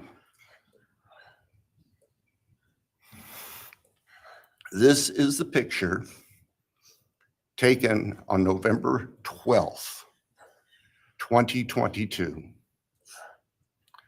of the special family of 1122 King Road.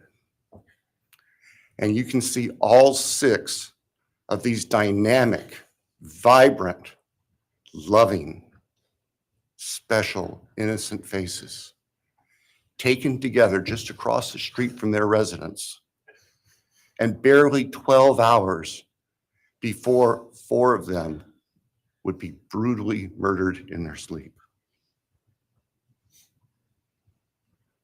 They've been described consistently as being bright, caring, vivacious,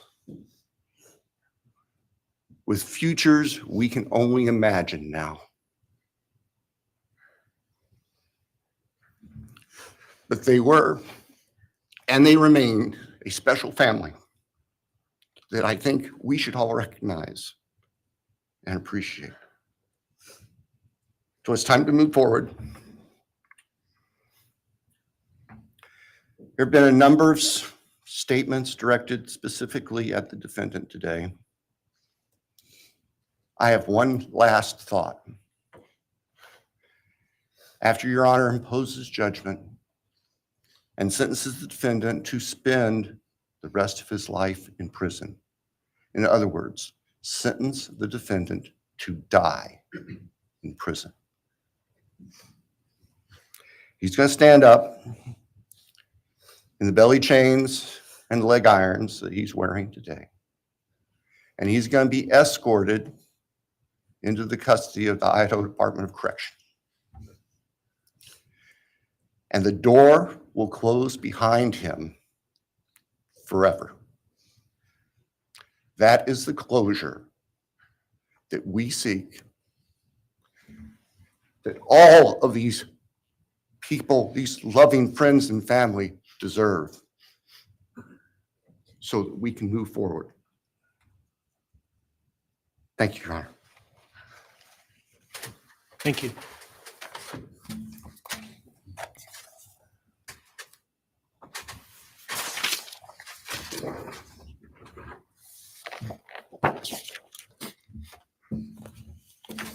All right, does the defense have evidence to present today?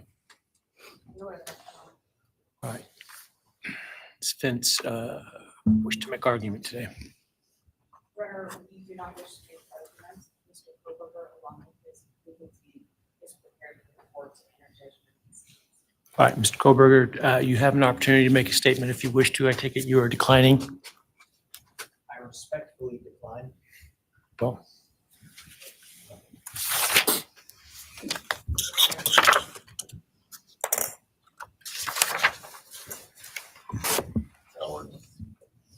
please. All right, let me start this morning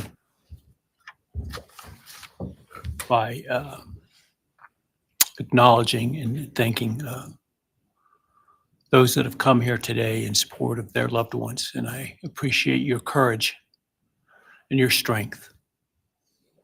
And I hope that you are able to move on as best as possible. Thank counsel for the professionalism that they've exhibited throughout this case. It's been my great honor to preside in this case and to help bring, to the extent possible, some resolution and hopefully justice to this case.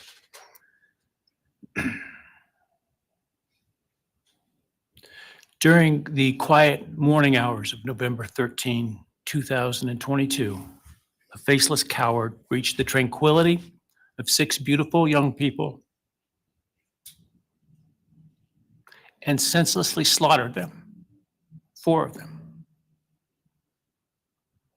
Who committed this unspeakable evil was unknown for several weeks, but due to the killer's incompetence and outstanding police work by numerous local, state, and federal law enforcement agencies, the person that slithered through that sliding glass door at 1122 King Road now stands before the world and this court unmasked. This unfathomable and senseless act of evil has caused immeasurable pain and loss.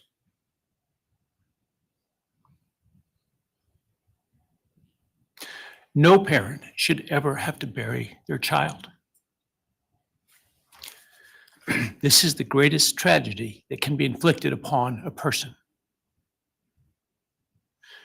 Parents who took their children to college in a truck filled with moving boxes had to bring them home in hearses lined with coffins. The loss this killer inflicted was not just the death of these people's children, siblings, grandchildren, as we've heard today.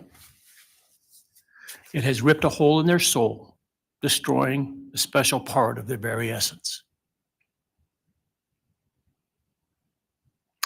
Any person who is a parent defines themselves foremost as such.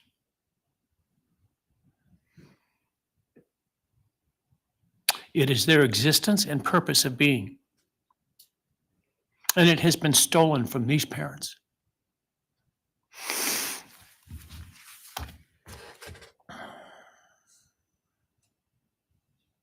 None of us have experienced the loss these victims have in the unspeakable way that they have. And therefore, none of us can, nor should we, question the way in which they have handled their loss. Whether that be in private mourning, removed as far as possible from this media circus, or in front of a camera demanding retribution with the loudest megaphone. I've listened intently to the stories and pain that have been shared today, with great awe at the courage and resilience of the surviving family members of those wonderful children.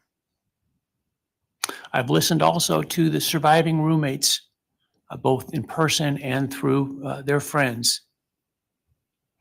And I can't think of how, frankly, courageous they have been despite the hell that they have faced by uncaring people who have come up with all kinds of crazy theories about two kids simply being kids.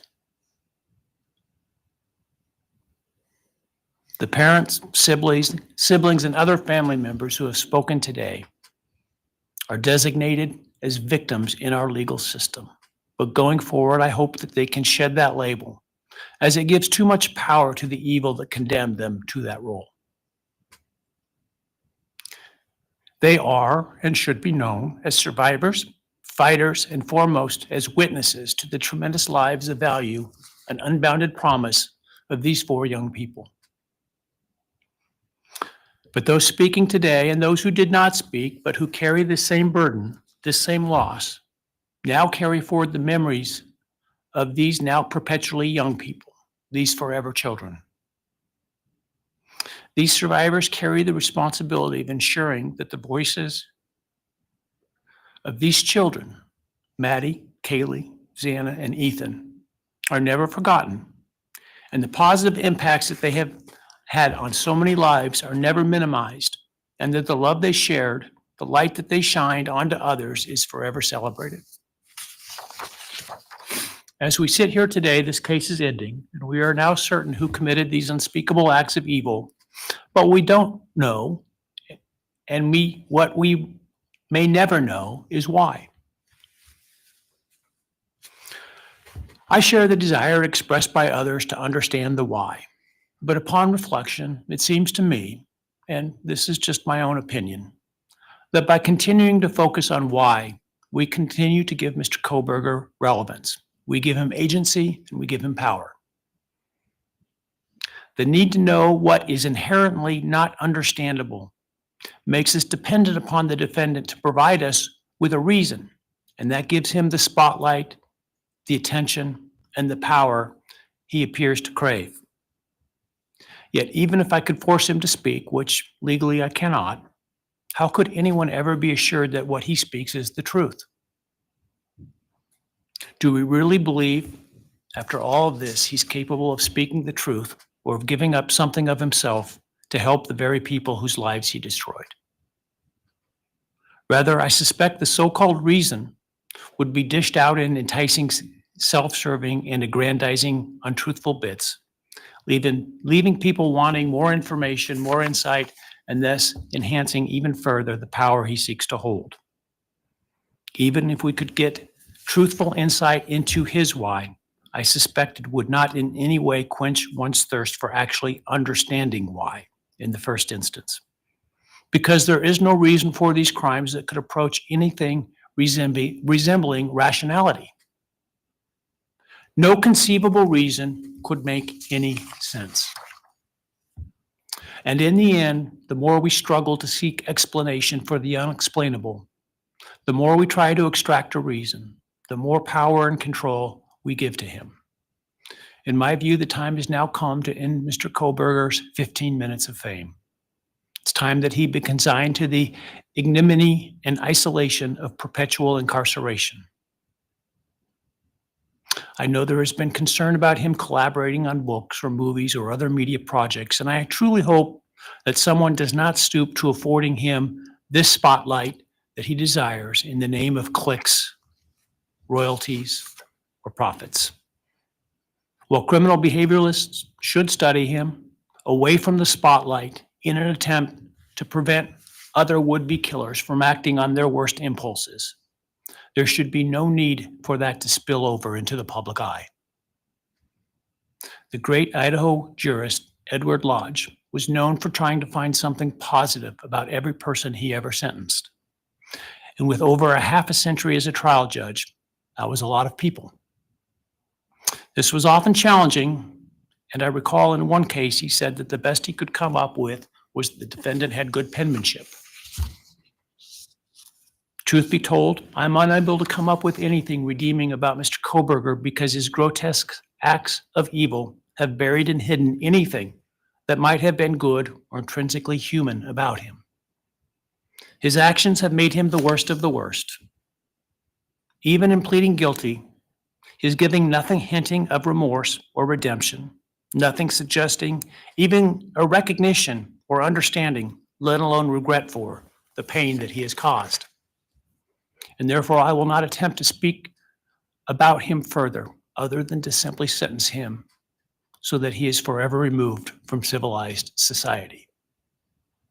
And accordingly, based upon his conduct and based upon the record before this court, recognizing the standards that govern this court's sentencing decisions as set forth in State v. Toohill, I hereby sentence Mr. Kohberger as follows. On count 1, burglary, 10 years fixed, 0 years indeterminate. I also impose a fine of $50,000. Count 2, first-degree murder of Madison Mogen. I sentence the defendant to a fixed term of life imprisonment without the possibility of parole, a fine of $50,000, and a civil penalty of $5,000 payable to the family of the victim. On count 3, for first-degree murder of Kaylee Gonzalez, I sentence the defendant to a fixed term of life imprisonment without the possibility of parole, a fine of $50,000, and a civil penalty of $5,000 payable to the victim of the family, or to the family of the victim, pardon me. On count 4, for the first-degree murder of Xana Kernodle, I sentence the defendant to a fixed term of life imprisonment without the possibility of parole, a fine of $50,000, and a civil penalty of $5,000 payable to the family of the victim. On count 5, for the first-degree murder of Ethan Chapin, I sentence the defendant to a fixed term of life imprisonment without the possibility of parole, a fine of $50,000, and a civil penalty of $5,000 payable to the family of the victim. The sentences on counts 1, 2, 3, 4, and 5 shall run consecutively to one another. Restitution will be left open for 60 days. Defendant will be required to submit a DNA sample and a right thumbprint impression to the Department of Corrections and comply with the DNA Database Act. I remand the defendant to the custody of the Idaho State Board of Corrections for to be imprisoned in an appropriate facility in execution of the sentence where he will remain until he dies. Though you've waived your right to appeal, you do have a right to file a notice of appeal, and any such appeal must be filed within 42 days of the date of the written judgment, which will be entered shortly hereafter. Though the appeal, you should be aware, may be deemed a violation of the plea agreement, and so I certainly suggest you discuss that with counsel if that is your desire. I ask the media and public present to allow the families to be escorted out first before they leave. Again, thank you to everyone for your stories today. I am strengthened by them, and I am encouraged by your humanity and strength. And God bless you. We're adjourned.